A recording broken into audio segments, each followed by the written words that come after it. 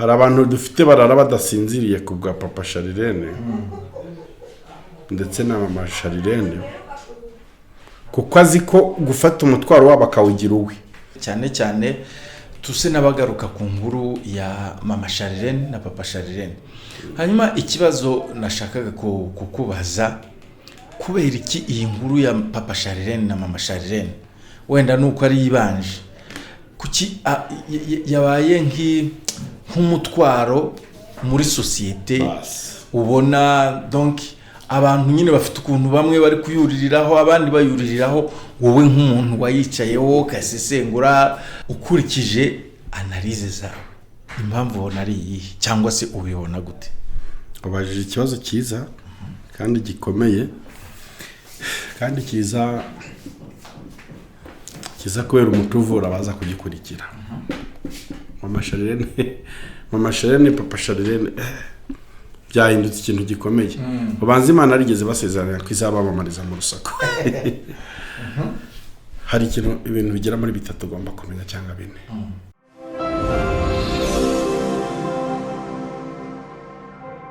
Ndabasuhuje inshuti zacu mudukurikira hano umunsi ku wundi.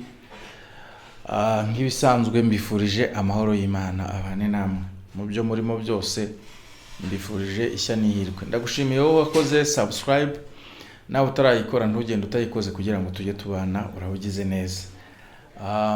Niba mu buzima bitameze neza wihangane, Bibiliya kubizera iravuga ngo kurira gushobora kurarira umuntu nijoro, bwacya mu gitondo impundu zikavuga. Umunyarwanda nawe yongeraho ake aravuga ngo bucyana yandi. Buriya bushobora kurara umuntu ari kurira bugacyana yandi ugaseka. Ariko ibyo binara kandi kandi mutajya mwongeraho. Nubwo Bibiliya itabivuze. Burya ujye umenya ko nabwo umuntu ashobora kurara avuze impundu bwacya akaboroga. Cyane aya reka tureke gutangira duhamura abantu. Ariko niba ari uko menyereye gusuka amarangamutima yanjye cyangwa kuvugisha ukuri, ibyo ni ijambo ryendaga ryavuzwe kugira ngo rihumurize abarushye n'abaremerewe, ariko ririmo nyine n'ukundi kuri. Umuntu ashobora kurararira, haleluya, bwacya mu gitondo impundu zikavuga. Ariko kubera iyi si dutuyemo hari igihe turara tuvuze impundu bugacya turi kurira 100%. Buriya ndaguha urugero.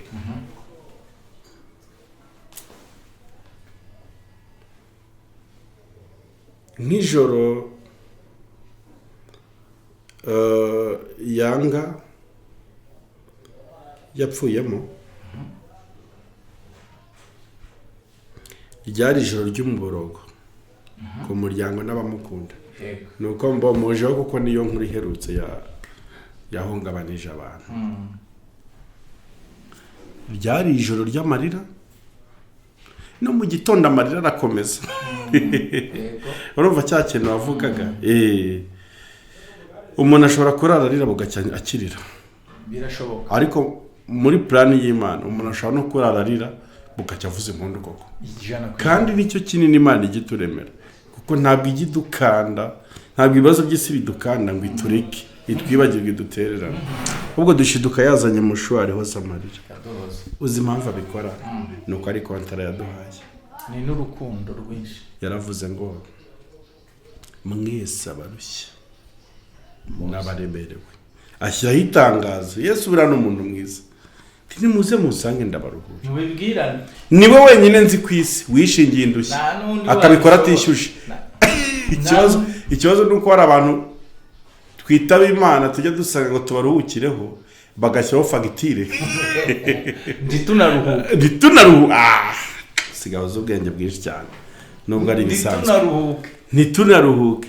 Ndashima Yesu Kristo w'i Nazareti ko ari we watsindiye isoko ryo kwikorera indushyi kandi ntatwinube. Wateye haleluya we. Ntatwinuba, nta naroga leta nta nicuza ikintu yakoze. Ahubwo ntajya avuga ko umubare wamuzuye ngo arekera. kandi yaravuze ngo mwese ntigeze arobanura. Naho twiyo turi kubikora nka bagiti mu jisho avuga ati habanza abo kwa giti mu jisho no kwa kanaka, ariko Yesu ndashima ko ari umugabo utarobanura ku butoni. Icyagambiriye kitugezaho twese ngo ni Imana ivubira imvura babe ntabese. Aragakorasi kigeze kuza mu rusengero ngo aragukarabya akagusiga akanamwambika. Ariko ziko Yesu urantangaza Yesu we urantangaza, gukura umuntu muri puberi ukamuhindura, ukamukarabya ukamusiga ukanamwa. Haleluya. Ni ukuri kose Yesu aradukarabye akadusiga akanatwambika. Ubundi umuntu ushobora gukora ibyo bintu ni umubyeyi ku mwana, ariko nawe iyo adafite ubushobozi ntabikora. Ariko ashobora no kutabikora kubera nta rukundo cyane. Nta rukundo kuko dufite ingero z'ababyeyi banga abana banga babo rwose. Yesu rero wenyine niwe mwami w'amahoro watsindiye isoko ryo kwikorera abo bantu bose. Bati n'imporute ki uko muri kose uko mwamera kose muze. Yesu ni karuhura, ni ryo zina ryonyine tujya twinjiramo. Imfubyi n'abapfakazi bakisanga bagize abagabo n'ababyeyi, kuko araho yageze ku bapfakazi n'abarahumuriza ndi umugabo w'abapfakazi. Oya ahubwo se ugize mu mico kandi igitangaje nta cyico na kimwe Yesu atabamo. None wumva bike akantu kajya kantangaza. Uzi ko uko wazusa kose aho waba uturutse hose Yesu aragukarabya. Ubu ufite imyanda byanze bikunda. Ushaka wisayaguye mu isayo z'ibyiciro nk'icumi upfa kubuje umusanga. Hari n'abantu bobe bavuga bati ko biri kose twebwe turasirimutse ni igiki se yadukarabya. Yego. Ariko nta muntu n'umwe Yesu adakarabya. Iyo twinjiye mu ndorerwamo y'ijambo ry'Imana twisangaho imyanda ariko umva akakana. Iyo tuyisanzeho tukarekonesa amaraso ya Yesu Kristo dusanga turabera atari ku bwacu ahubwo tukera ku bwayo maraso. Yes. Kuko yaranavuze ngo iyo turebeye mu maraso. Yego. Iyo ngo Satani yanyibukije gukiranirwa kandi ajya bitwibutsa. Tuvuga ati we turibuka bariya hirya mu nguni ibintu wari urimo none urashaka kwegera ibyuma ngo ujye gucuranga urashaka kujya kubwiriza.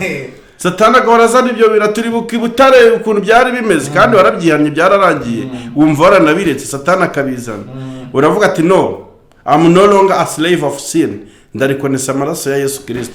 Ubundi ntabwo dukiranuka ku bwacu kuko nta nicyo twakora kandi biba bibaye nta n'ishyaka wanagira ngo kiranuke. Ariko iyo turekonesheje urukundo rw'Imana n'amaraso ya Yesu Kristo bishiduka twabaye abera atari ku bwacu ahubwo ari ku bwayo maraso. Ariko ubuntu bw'Imana ntitwaboherewe kubukerenza. Oya. Hanyuma uyu munsi nitwa Bikemu twaganira nitwibwira abantu. Ese ubundi Bikemu hari abantu bashobora kwibaza iri zina Bikemu risobanura iki? Bikemu nabishyizeho kugira ngo byorohere abantu batinda gufata mu mutwe amazina. Hari umuntu uvuga amazina menshi ati nyina nzamurera iki Imana yamumereye kumurera Jean Claude. Ya mazina yanjye y'ababyeyi ni Bikora Imana Emmanuel. Bikora Imana Emmanuel iyo nyahinye gutya Bikemu ubwo mba yavuze yose. Nukoroshya ibintu turi muri generation yoroshye. Ubwo ni nk'ari idasaba ibintu ni AKA. Ya ariko n'izina rya kera nabonye niga muri segonderi. Hashize nk'imyaka 12 rizina ndihawe kabisa. Okay. Hanyuma Bike uyu munsi rero abantu bakumenyereye nk'umuntu ushobora gufata inkuru ukayicaraho ukareba ugasesengura kandi akenshi umuntu agasanga birimo kuri. Nubwo nta muntu wuzuza 100% ariko umuntu akenshi ngize n'ibyago nabo umuntu abantu bishimira 100%. Ntabwo ari byo. Nyine ngize ibyago pe. Nyine najya kubisengera Imana ikabikura. Isi yose iramutse inkomeye amashyi nahita njya mu butayu gusenga kuko nabandi kugeragezwa. Yes. Hanyuma Bike uyu munsi ubushize tuganira twaganiriye ku bintu bikomeye ngira ngo abantu barabibonye. Onaga kira kigirwamana kandi koko mwabantu mwe mudukurikiye uretse ko rimwe na rimwe abantu bumva ibiganiro ukajya byumva buri munsi ukabifata nk'ibisanzwe ariko nta wamenye impamvu Imana itumye ugera kuri uyu munota. Ntabwo ijambo ry'Imana rijya rimanukira ubusa. Yes. Ujye rekonesa impamvu ugeze kuri uyu munota uri kumva ibi bintu. Hari ukuntu rero abantu baba mu kigare akasenga nk'uko ibintu atazi. Yego. Kandi birababaje kuba uri umuntu ungana nawe ukungana uko ariko ukazisanga. Ndetse ntuzi ko hari abagabo bihanukiriye bajya kugerageza imbaraga zabo, bajya kwirukana abadayimoni mu bantu ku musozi Pawulo yasengeragaho. Abatangiye dayimoni zirabarondora. Tari ku bundi mwe muri gatike ko tutabazi ko Pawulo tumuzi na Kristo yaje turamumenya, nawe turamuzi. Mwe muri kabira bikwaye akoreba abadayimoni bakubajije. Oya, abadayimoni dufite abantu hano muri gospel barirwa barondorwa na Satani, barondorwa n'abadayimoni. Nawe wari ukwiye kuburwana natwe koko n'ibintu ubamo. Tisiwe tujya dukubitanira hirya iyo muri ngo byore uruwacu tawo bwicara turye naho ibyo ngibyo. Rero dayimoni nazo zirarondora, ariko nta muntu w'Imana urondorwa na dayimoni. Ahubwo iyo ugeze mu kirere dayimoni atuye mara guhunga, aho kujya mugira n'ikiganiro. Hanyuma uyu munsi rero tugiye kugirana ikiganiro, ntabwo kiraba ari kirekire ariko turavugamo ibiri gutrendinga hano hanze, cyane cyane tuse n'abagaruka ku nkuru ya Mama Charlene na Papa Charlene. Hanyuma ikibazo nashakaga kukubaza, kubera iki iyi nkuru ya Papa Charlene na Mama Charlene wenda nuko ari yibanje, kuki yabaye nk'umutwaro muri societe? Ubona donc abantu nyine bafite ukuntu bamwe bari kuyuririraho abandi bayuririraho, wowe nk'umuntu wayicayeho kasesengura ukurikije analize zawe, impamvu ubona ari iyi cyangwa se ubibona gute? Ubajije ikibazo cyiza kandi gikomeye kandi kiza kubera umutuvura baza kugikurikira. Mama Charlene Papa Charlene byahindutse ikintu gikomeye. Ubanza Imana arigeze basezerana ko izabamamariza mu rusako. Hari ibintu bigera muri 3 ugomba kumenya cyangwa 4. Burya muri community ukuntu ubona ibintu byose tuvuga tubivuga dushingiye ku bihari. Ku bihari yego, cyangwa ku bigaragara. Buriya kirazira kwanduranya ku muntu ukamuzana mu ruhame atarigeze yi-expressinga mu ruhame. Buri kwiyenza cyane. Gufata umuntu wibereye mu gikari, wibereye in box, ukajya kumuzana kuri televiziyo. Reka nkubwire ikintu uzagenzuriza ye. Uyu munsi nuyicara kuri YouTube ugatanga ubuhamya bwawe. Yego. Kuvuga ati njyewe Izayi buriya nigeze ncumbikira umupfumu amezi 2 tubana mu nzu.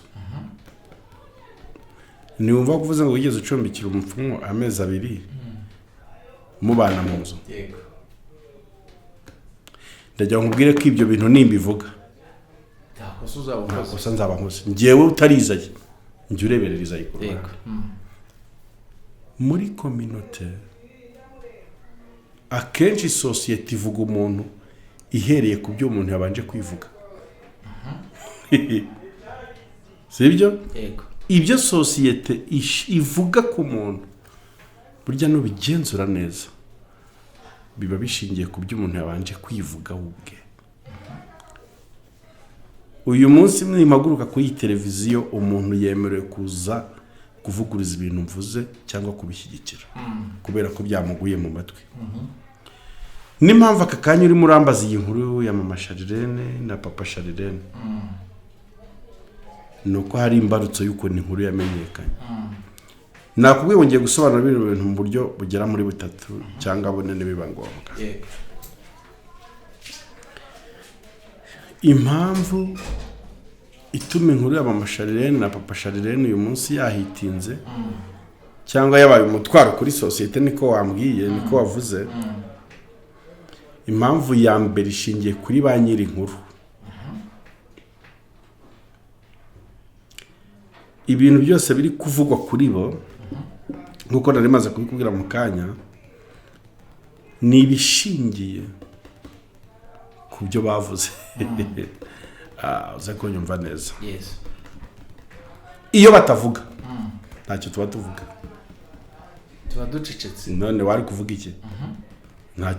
Nta makuru twari dufite yabo y'ubuzima bwabo, bw'urushako, bwo gutandukana n'ubuhamya butandukanye bagiye batanga kuri social media. Iyo umuntu rero ajya kuvuga ku nkuru yabo ayihera ku byo baba babanje kuvuga, byatubereye umutwaro cyangwa byabereye sosiyete umutwaro biturutse kuko bo nyine bikoreje sosiyete, bafashe umutwaro wabo, biba ngombwa ko na sosiyete wikorera kuko bayiwubwiye. Byatumye hari abantu babyumva nk'umutwaro wabo kubw'urukundo babakunda.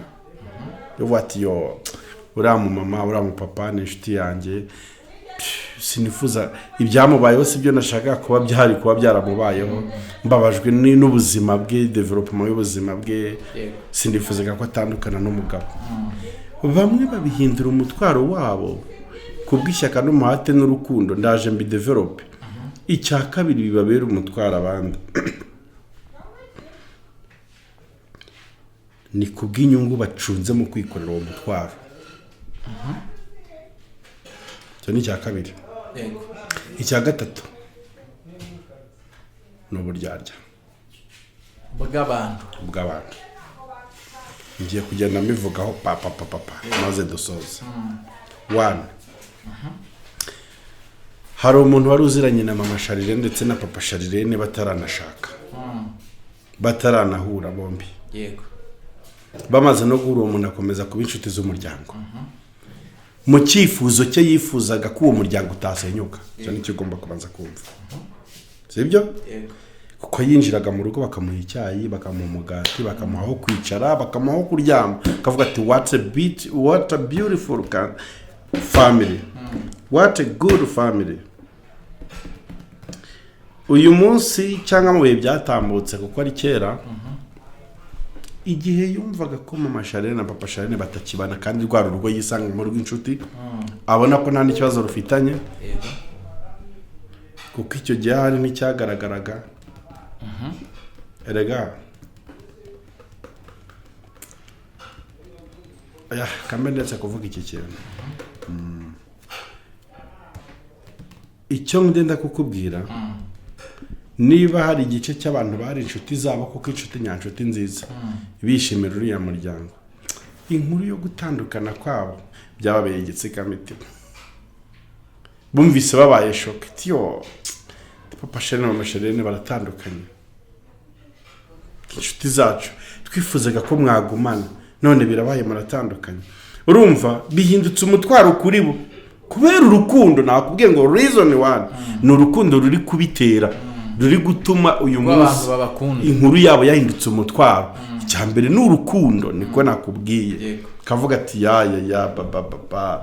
Hari n'abaza muri comment bagatukana kabisa, bagatukana bakajya kuri papa Charlene bakamutuka, bakaza kuri mama Charlene nawe bakamutuka. Ariko ibyo ni amakosa cyane. Ishyaka ryawe ufite ry'urukundo ntirikwiye kukubyarira ishyano ryo gutukana, ku buryo ushiduka wakoresheje imvugo zidakwiye. Abakomanda ku biganiro bya YouTube ndababona bagatukana, noneho bakajya muri comment bagatangira kugenda basubizanya, ukabona ko atari ibintu bimeze neza. Ariko ibyo commentaire zo n'umuntu yabitindaho. Oya, tugomba kubitindaho kuko turi kubwira abantu samarobo, kuko ababyandika bari kutwumva ni abantu ntabwo ari amarobo abikora. Dukwiye no kugira ikinyabupfura tukamenya kwi-expressinga mu ruhame, ukuntu imvugo umuntu akwiye gukoresha zidasebya, zidaharabika, zidatukana, zitaremerera abandi bene se baba bakurikiye ikiganiro. Rega tubereho kwigishanya ndetse no guhugurana. Rero hari abantu benshi cyane bagira ishyaka, yego mbivugeho, no mu murimo w'Imana turabafite. Hari abantu bagira ishyaka ariko bagashiduka iryo shyaka barikoreyemo amakosa. Hari ahantu nzu bakarengera, hari ahantu nzi hari igihugu nabagamo harimo umupasiteri w'umusirikari yajyaga yinjira mu rusengero agakubita abacuranzi bakererewe. kubw'ishyaka ry'umurimo w'Imana abacuranzi yakera akaza putu mu rusengero waruke yego nyina kumva byamurenze ni gute abaririmbyi badafite umucuranzi koko yego akakoresha n'intwaro ya gisirikare yo hanze akabashyira mu iki kabisa mu rusengero mu materaniro urumva nk'uwo muntu ababajwe n'umurimo w'Imana n'ukuntu uri kwangirika afashe n'inkoni ashyizeho akora ikosa mu ishyaka hari abantu benshi cyane tugira barwana ishyaka ry'umurimo w'Imana ariko bagashiduka bakoreyemo amakosa na Petero yarabikoze akatugutwe aca umuntu gutwi ivuga ati ari kwitabara ari gutabara umurimo w'Imana kandi ari gukora amakosa no gutabarwa nyirawo ubereye maso kurusha twebwe amen Petero araza rwose ugutwa gukora tinishinze uyu mugabo w'i Nazareti batumarira puto Yesu ati sorry have suko turwana asubiza atavava sibyo tufite abantu bameze nka Petero rwose tibika inkota twisubiza inkota mu rwubate ati uraneza data wa muntu rugamba rwacu ntabwo ari gutururwana yego rero abantu batukana kuri social media kubera bino biganiro cyangwa istation ya Papa Charlene na Mama Charlene ndagira ngo mbibutse ko bari kurwana ukuntu tudakwiye kurwana bameze nk'abari kuramira isanduku y'Imana kandi Imana ntigiramirwa hazi ko kantu kanyibukije uzi ko yayiramiye arapfa uza yaguye inyuma y'isanduku agiye kuyiramira kandi none humvaze ntabwo ari uko uza yari afite icyifuzo kibi isanduku kuyiramira timana utagwa hasi ati pu njyewe ndagwasha ni wowe ushinzwe kuba umenya ibyo Imana imutsindaho ariko agahungu bita Feniyasi kaje gasanga umwana mutambye ari kurira undi mu rusengero rwambikanye basambana ngo umujinya uramwica afata icumu arabatunguranye ngo riva mu mugongo rihinguka ku butaka bwo hasi Imana ihita imuha felicitation muri iki gihugu niwo nkoreye akantu kazima atureke cyahuza cyandamiye ngiye kuko uri kumva ibintu by'ubumana hari ukuntu hari isomo rikomeye hari ukuntu tujya twivanga mu mirimo tutahamagariwe cyangwa tutasigiwe tugahita tuyigwamo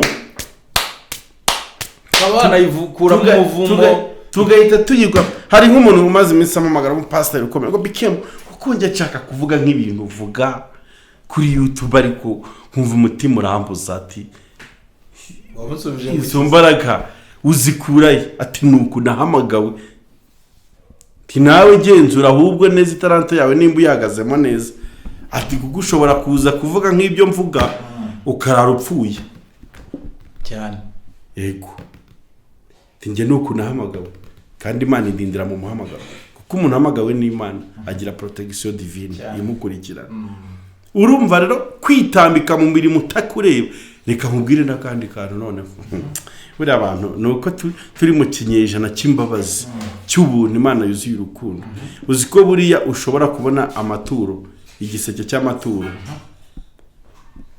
kiguye hasi akameneka mu rusengero ukabona umukristo ari handagaje agiye kuyatora uzi ko ashobora guhita agwaho kubera bidakozwe n'umudiyakoni oya humura muri iyi periode banza atari ko byagenda ndi kukumvisha igipimo cy'imbabazi z'Imana aho zigeze kubundi dukwiye kuba dukora ibintu we need to do our destiny dukwiye kuba dukora ibintu byacu twahamagariwe ukajya kuganiriza abantu biri mu muhamagaro wawe ibintu ugiye kuvuga ibyo ugiye gukora biri mu muhamagaro wawe ukabona umuntu rwose aragiye ati yo amaturo yabera ramenetse Imana ati we hari umudiyakoni nabisigiye uje hano ute cyangwa ukabona umuntu ari kujya kubara amaturo atarabitoranije ukagwa mu giseke da umuntu wavuze ngo Imana ngo yaranyesheje ngo ati nawe yazakwesa umwibyo ukajya kubikora igahita ikwesa dukwiye kuba dukora ibintu twahamagariwe none uzi ikibazo gikomeye wenda n'ikiganiro nzaganiriza abantu bakurikira Komera TV na Evangelizo Romande TV kimwe mu bintu nabonye bivuna umuntu muri uru rugendo no kubaho ukora umukoro utari uwawe baririmbye banabiririmbye ati gukora umurimo utari uwanjye bingana no gutsindwa ubuzima bw'abantu benshi ubuzima bwabo budahinduka nuko tubayeho mu nzozi z'abandi zitari izabo.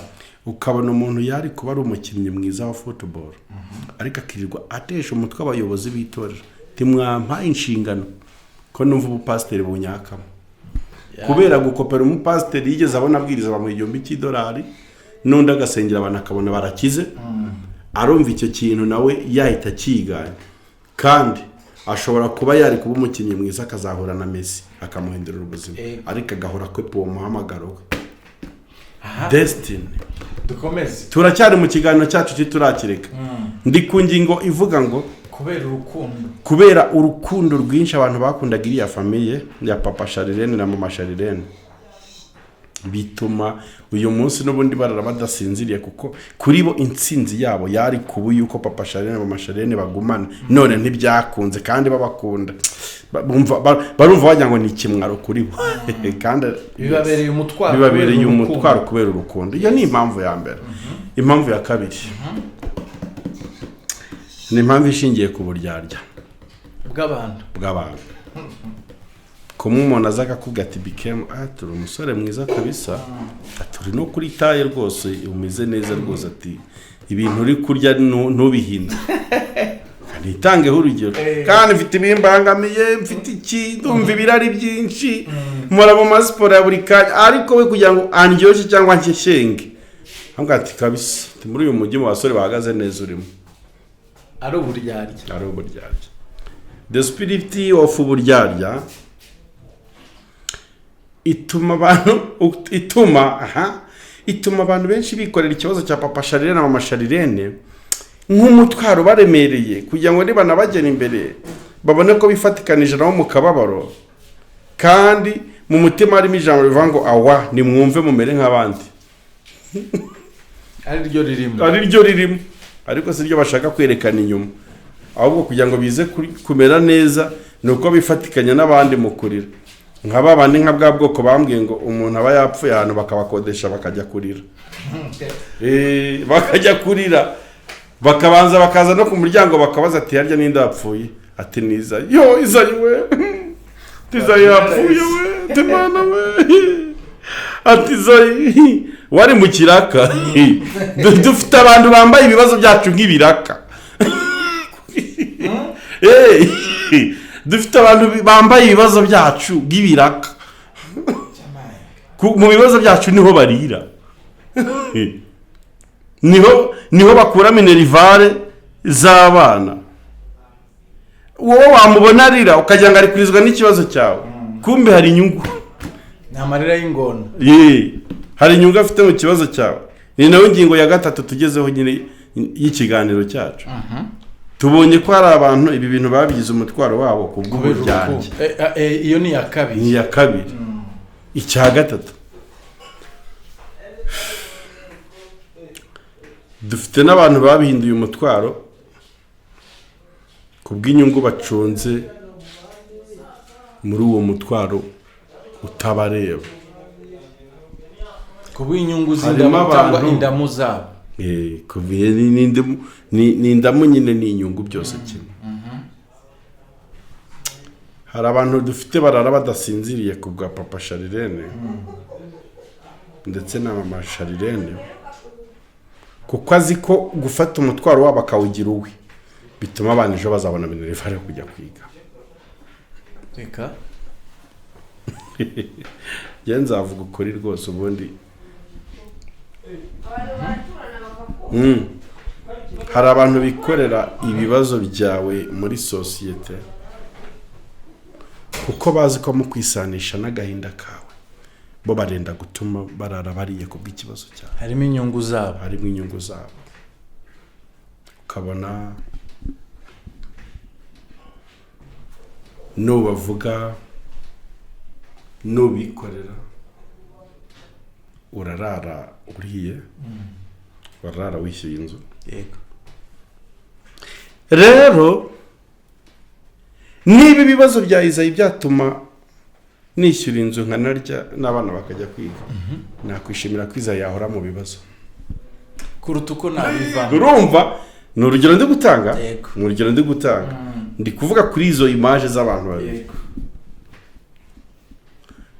Intsinzi y'uwo muntu no gutera imbere k'uwo muntu uri kurira ku ibyo bibazo byawe nuko yabona bikomeje bigahoraho kuko kuri we ibibazo byawe biramutunze. Do you understand? Yes. Bituma abaho neza ry'abikuza, bituma hari ibintu bifunctiona ku buzima bwe. Umutwaro wawe kugira ngo biryohe nuko nanjye mwikorera by'uburyarya. Kandi ukagaragaza ko wanakubabaje. Nkadarira ngiye gukurusha. Kuruta nge nyiri kibazo. Jewe wowe nyiri kibazo. Hajya nkureba tese kurira gake kandi mbona bikomeye ati suko wagakwiye kuburira wowe ukanabimwereka ko babaye kumurusha kuko uzi something behind of that story. Uziko ari inkuru mbi cyangwa idashimishije ariko uri kurya ku bwayo. Reka tubwire byiciro byose mvuze. Niyo mpamvu ikibazo cya Papa Charlene na Mama Charlene byabaye umutwaro kuri society. Ngusubije muri izo nguni kandi Dondi wabigenzura nkeka ko atajya kure yuko kuri kwanjye. Reka tubwire abantu ako kantu kanyuma kuba ushobora harimo n'undi mwuka ariko wa kane mbere yo kumbaza icyo kibazo. Yego. Umwuka wa kane wundi ubyihishe inyuma nuko society akenshi dukunda kureba ibitatureba. Yego. We need to mind our business. Akenshi turahurura tujya aho bigiye tujya muri biracitse niko ikiremwa muntu kimeze. Kubaho mu mwuka wo kuba twita ku bitaturiba bituma nyine iyi nkuru nayo tuyambara wajya no mutwaro wacu cyane cyane. Ariko se bike hanyuma duse n'abasubira inyuma gatoya ubona byari bikwiye ko iyi nkuru imenyekana, ubona hari icyo muri rusange yo ishobora gufasha society? Nta kintu na kimwe kitagira effet positif na effet negatif. Okay, come on, urugero. Mama Charlene atambutsa ibiganiro kuri YouTube bwa mbere. Yabikoraga kenshi ari mu materaniro ari kubwiriza niba byibuka. Yego. Uburyo yamenyekanye. Yavuze Imana atanga n'ubuhamya. None mu buhamya bwe byari ngombwa ko avuga no kubyurugo kuko biri muri context y'ubuhamya. Yego. Noneho society kakana nakubwiye sasa twumvisha ubuhamya bwe nitwumva mu Imana ahubwo twumva ibibazo by'urugo rwe kurusha Imana. Turemereze. Ndigukubwiza ukuri rwose kuko yavuze ibintu byinshi ibyo yanabivuzeho gake kurusha inshuro yavuze Imana. Ariko twe ibituryoheye abantu nibumvise Imana nibumvise ibibazo niko isimeze. Ibituryoheye byasonye neza mu matwi yacu ni ibibazo yagiranye n'umugabo. Ujye ucunga neza mu kibazo cyawe haba haryanyemo igisubizo. Why? Kuko abitaye ku magambo Mama Charlene yakunze kuvuga avangamo n'ubuhamya ubwo bwose bw'urugo. Hari abantu bakijijwe kubw'ubuhamya bwe cyane. Yego. Hari n'abakomeye. Hari n'uwo mu rugo byari bikomeye ati umumama ungana kuriya amaze imyaka 3-5 ari kumwe n'abana nta mugabo arakomeye aracyanabwiriza ubutumwa bwiza. Nta nkuru iramukekaho cyangwa bamuvugaho y'umugabo cyangwa umusore. None njye maze amezi 3 ngo ndarambiwe. Harimo abantu bakomejwe n'ubuhamya bwabo. Ariko society nigeze ishaka kwita ku nkomezi ziri mu buhamya bwe ubwo yitaye ku bibazo biri mu buhamya bwe. Bituma bihinduka umutwaro wa society kuko society abi developed. Nibyo. Hanyuma bike tuvuge ku muryango wabo Papa Charlene arabyaye na Mama Charlene wenda arashatse arabyaye. Ubona hari effect nziza bishobora kuzagera ku muryango wabo cyangwa mbi? Byanyura mu zihe nzira kugira ngo bibe byiza kurushaho?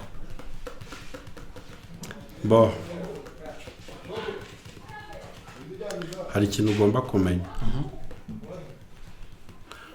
Buriya ibibazo byose byakwihisha byaba biri muri iriya nkuru byagakwiye gushingira ku mpungenge z'ubuzima bw'abana kurusha se na nyina. Iyo ukuze wumva ibibazo bya papa wawe na mama wawe bishobora kugutera depression ukiri muto. Kumva inkuru yuko amateka ya papa wawe na mama wawe atari meza bikaguca mu matwi ugihumeka unabireba atari inkuru mbarirano bari kukubwira, burya bishobora kukwafekita wowe mwana ku buryo mu mikurire yawe ushobora kuzahura n'ibibazo bikomeye cyane. Ariyo mpamvu nasaba na leta n'izindi nzego zishinzwe imiryango kujya zigenzura ibivugwa ku ngo, bakabanza bakareba niba umuntu ibintu agiye kuvuga bitaza kwafegita uburenganzira bw'umwana we. Yego, kuko uwo mwana afite uburenganzira bwe, afite uburenganzira bwe, kuko hari ikiganiro mama wawe ashobora gukora bikarangira ubaye victime y'icyo kintu, ukagira n'ipfunwe ntube proud ko uyu ari mama wawe cyangwa ari papa wawe kubera ibyo yatangaje kuri YouTube cyangwa kuri social media. Mpamvu dukwiye gukora ibintu byose, ndavuga abubatse, abashatse, batekereza ku muryango kurusha ibindi bintu byose, kuruta nabo ubwabo, kuko they are mature enough. Ese bike tuvuge n'urugero, urabona ubuhamya muri rusange cyane cyane ubwuko abantu bananiranywe nka kuriya, ubona ari ngombwa cyane cyangwa ubona ari ibintu abantu bakwiye guceceka? Biriya kubivuga bigirira inyungu ababivuga ariko bigahombya ababyumva. Ese ubwo tuvuge n'urugero ntabwo buriya nkuko wambwiye ngo harimo inyungu, hari ababyungukiyemo, burase umuntu ntashobora kubyumva hakagira icyo donc bimwigisha, beretse cyangwa se natwe tubyumvise. Iyo ni topic ndende cyane wabuzanye. Oya, natwe tubyumvise tukazirinda. Ikintu kiremereye muri izi nkuru z'abatanga buhamya bingo ni ikibyihisha inyuma, kandi ikibyihisha inyuma ntabwo tuba tukizi kiba kiri mu mitima yabo. Nicyo nagusubiza gusa, ikiremereye ni ikibyihisha inyuma byonyine. Impamvu yo kuvuga ko niyiremereye, ibindi umwuka gusobanurire. Hanyuma bike ni iki kintu ubu tuvuge Imana iguha uburenganzira, yakubita saba ikintu ushaka, ikintu umva nakora ukurikije imibereho y'abandi iki gihe, societe uko ihagaze ku isi yose, ni cye kintu umva wayisaba? Ikintu nasaba Imana kimwe ikemura, Imana ikintu yakora cyangwa yakemura muri iki gihe tugezemo, nuko icyo wowe wayisaba. Nyisabye ngo igire ikintu kimwe ikora kuri iyi si muri rusange mu bantu bose, nuko yatanga ingabire kugira ngo abantu bose bayisobanukirwe, bayimenye. Kuko umuntu aramutse amenye Imana, ibibazo byose byagabanuka. Ubu nta muntu ugira uteza ibibazo kandi azi Imana, ntabwo abayifite, abafite igipirate cyayo, afite itari original. Abafite itari original, ariko umuntu wubaha Imana azi Imana ntabwo ateza ibibazo, kuko hano umukozi w'Imana kandi agiye muri societe irahinduka kandi impinduka zikagaragara. Rero tandukanya abantu bakorera Imana bayikorera n'abantu bakorera Imana bikorera. Ese bike ubu tuvuge n'urugero, hari impamvu wumva ibaho ishobora gutuma ushatse umugore mwatandukana? Uzakimbaze nashatse, ubu ntiwakimenya. Oya. Bike ni ikingirwa uzaze tuzanguhe interview. Bike uramutse ushatse umugore nunyinjiza aho ntituganira. Numbaze ibibazo by'ubuzima nzajyamo nzinjiramo ntarabwinjiramo ntituganira. Ntabwo usubira kubitegura, ahubwo uvuga ngo uramutse uteretse umukobwa ndashaka ko arahunganiriza. Yego, uramutse tuvuga n'urugero ufite umukobwa mukundana, hanyuma ugasanga yaguciye inyuma akabikubwira, akakubwira ati nabikoze, wamubabarira? Namubabarira kugeza inshuro 3. Inshuro 3 mbaye mukunda. Nyuma y'inshuro 3 byahita birangira? Namubabarira kugeza inshuro 3 kabisa. ndishuwa ko mukunda umukobwa ukundana na BKM rwose hari inshuro 3 wemerewe ubabarirwa. ntabwo yabikora ndabizi nta na rimwe yabitinyuka. Ntiyabitinyuka. I know. Wowe se BK wumva wasaba umukunzi wawe imbabazi kangahe ku makosa wamukoreye kandi aremereye nkayo? Nasaba imbabazi kuri buri kosa. Kuri buri kosa? Yego. Ariko wowe wamubabarira ku inshuro 3? Wamansiona icyaha wowe niyo mpamvu navuze 3, ntabwo wavuze buri cyaha cyose kuko ibyaha byo abantu barabikora, ibyaha by'itumano byabibigwiririye umuntu akabigwamo, ariko wowe impamvu nagusubije 3 no kwa mansiona n'izina ry'icyaha guca umuntu inyuma. Ariko ubundi dusabwe guca bugufi no gusaba amakosa buri uko dukosheje. Ese BK kandi tugomba natwe kuba twambaye imitima yo kubohora abantu tubaha imbabazi kuko ibyo bakoze natwe ejo twabikora. Nta muntu wera rero uburiho. Ese BK hari mu minsi yashize turi kugana no ku musozo, ariko mu minsi yashize afande Kabera no umuntu rwose umusitari hano twese tubuze cyane muri covid ntibyari byoroshye, ntabwo wamucaga muri bimwe ntibyashobokaga. Hanyuma ejo bundi rero arebye uburyo turavuga abana b'abakobwa bari kwitwara muri iyi minsi, imyenda bari kwambara, arangije ajya hari aravuga ati ibi bintu utumubona rwose tubona ibintu bitari byo tumufunga n'umuntu kumujyana ahantu tukamugorora.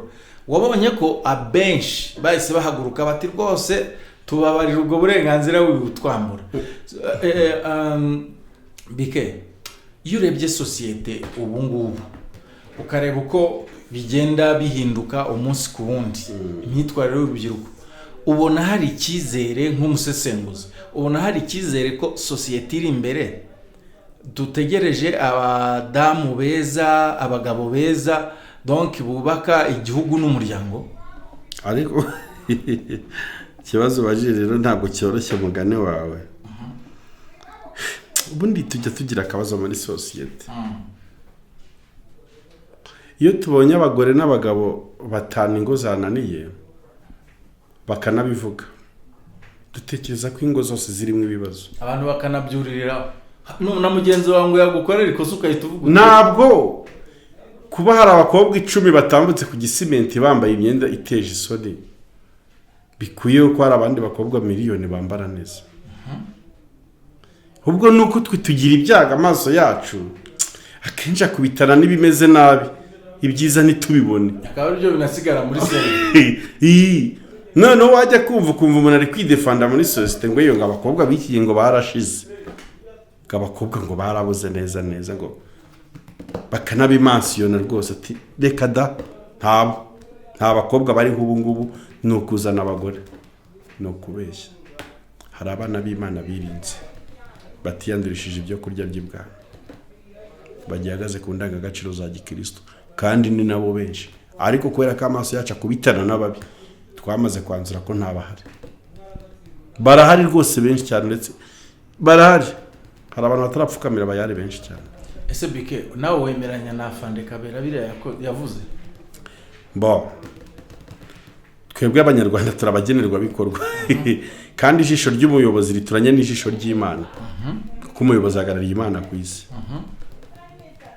Twebwe mu nsengero dufite ukuntu duhana abantu bakoze icyaha, cyangwa dufite, uretse ko umutima w'urusengero wuzuye imbabazi kurusha guhana, niko mu rusengero aba bimereye.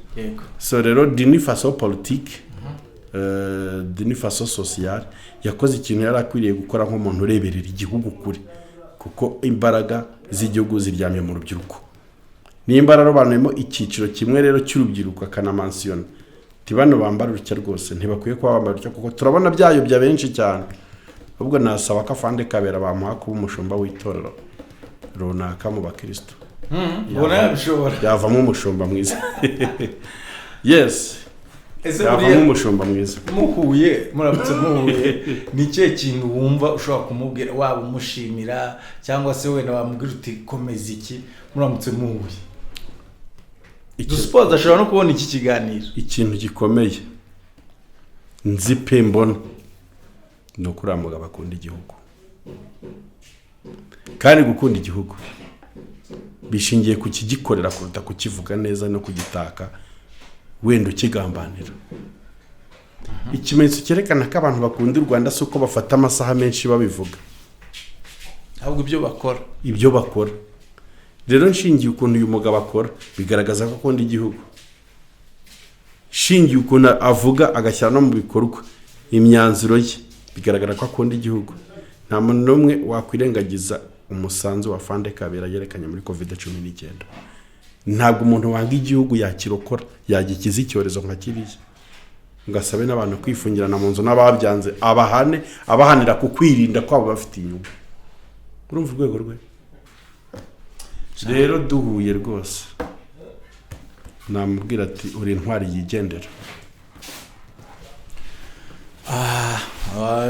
Hari ibyo nanjye numva bitari ukubogama, nanjye numva shimira Kabera muri COVID. Uriya mugabo muri COVID yakoze akazi iwana ntaryame. Hanyuma murakoze abari badukurikiye hano nakagaruka, kandi ngira ngo ibigufasha ni byiza. Ibyo wumva bitagenze neza ushobora kujya muri commentaire ukatubwira.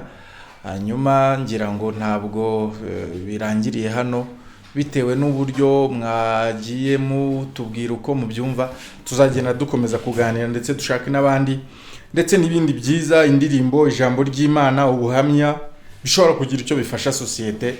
Icyakora ikintu cyitwa amatiku cyo umuntu ugitegereje hano mbaye ngukuri inzira ku murima nta na rimwe uzigera ubibona hano.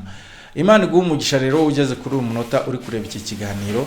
Reka dusabe Bikem umuntu wakifuza kumuvugisha by'umwihariko atange nimero ye, hanyuma tunasoze tunashimira Bikem. Imana igumuze. Yarakoze cyane kuba wantekerejeho ukampa umwanya ngo nganire n'abakunzi ba Komera TV ndetse na Evangeliza Monde TV. Nanjye ndabashimiye bivuye ku mutima wanjye, kandi nitutagwisari tuzasaba. Amen. Nimero yanjye ni 078 264 966 9. Murakoze cyane.